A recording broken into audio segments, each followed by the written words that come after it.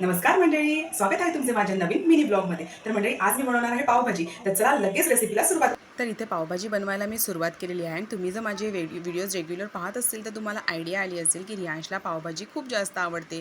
तर म्हटलं चला आज पावभाजी बनवूयात. तर इथे कुकरला मी सगळ्या भाज्या मस्तपैकी बॉईल करून घेतल्या आहेत पहिले.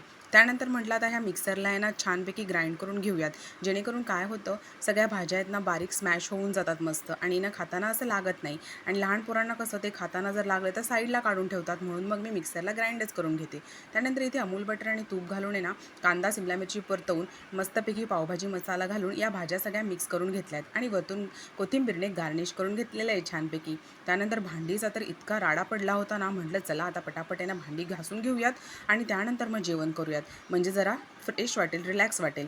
मग पटकन पाव गरम करून घेतले मस्तपैकी, कांदा आणि कांदा लिंबू चिरून घेतला गार्निशिंगसाठी आणि पावभाजी इथे आपली रेडी आहे. ताट तुम्ही पाहू शकता. Bye bye.